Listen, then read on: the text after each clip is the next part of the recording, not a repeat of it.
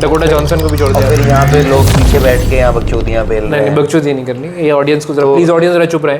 ऐसा काम नहीं चलेगा। बट हाँ, ये क्वेश्चन फिर भी आई थिंक ऑडियंस का अच्छा है कि लुइस हैमिल्टन और चार्ल्स लेक्लेयर के बीच में क्या डायनामिक रहेगा, आपको क्या लगता है? मुझे लगता है अच्छा रहेगा डायनामिक। इतना बड़ा मूव किया है तो बिना सोचे समझे तो किया नहीं होगा। बिना दोनों ड्राइवर्स को सहमति जो होती है ना उनकी लेके तो नहीं किया होगा। ऐसे तो नहीं है कि they are adults, they are both professionals, they were in, I mean Hamilton तो इतना पुराना लेजेंडरी बंदा है तो he knows how to deal with teammates, he is dealt with so many. मतलब वो जो 2017 में क्या नाम था उसका जो जीता 16 में निको रॉसबर्ग, वो सब देख चुका है। बटन के साथ उसकी ट्विटर पे बड़ी आर्ग्यूमेंट्स हुई हैं, but he is not the same Hamilton, he is a mature guy. So I think Hamilton is going to try to keep his eyes on the prize and try and win his championship, cement his legacy. Charles Leclerc, of course, I mean for him it's a bigger threat because एक time पे he used to be like number one, फिर Carlos Sainz आए अपनी talent दिखा के उसको undermine किया काफ़ी races में. So I think Charles will have to get over a lot of his demons. I think he can choke in a lot of situations. In a lot of races, so that he'll have to get over.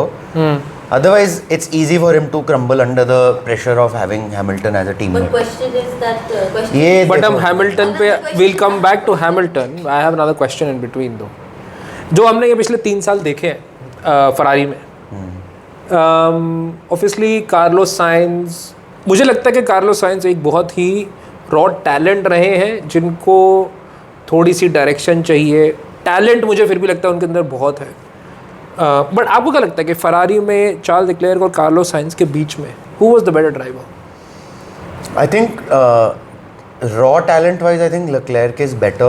I feel like he has more raw talent, like driving talent, but I think Carlos has been a more mature, a more calculative, a more thinking brain, which is why उसका वो smooth operator वाला एक tag है, because he is very aware in the races also. वो strategy वगैरह सारी बोलता है, discuss करता है.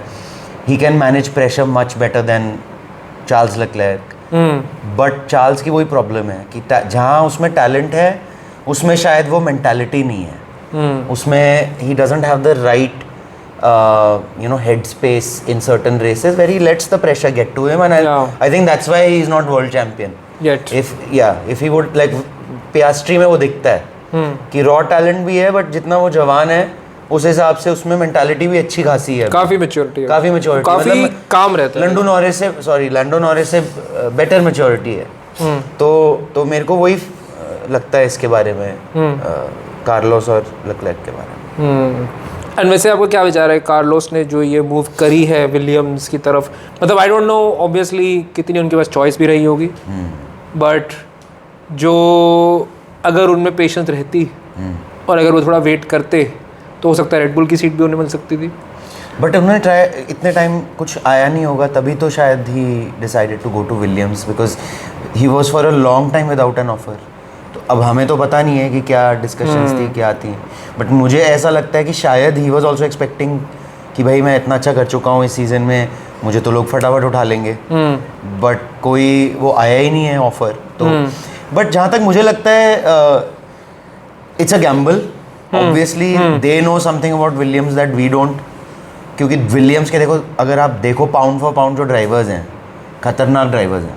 एल्बन गाड़ी नहीं है, गाड़ी बेकार है, अग्रीड, बट क्या पता कुछ उनकी डेवलपमेंटल कोई डिस्कशंस हो, कुछ हो, क्योंकि यार अगर अगले इस सीज़न के बाद शायद 26 के लिए गाड़ी तैयार हो गई उनकी, तो they can have the same resurgence जैसे मैक्लारेन की हुई है।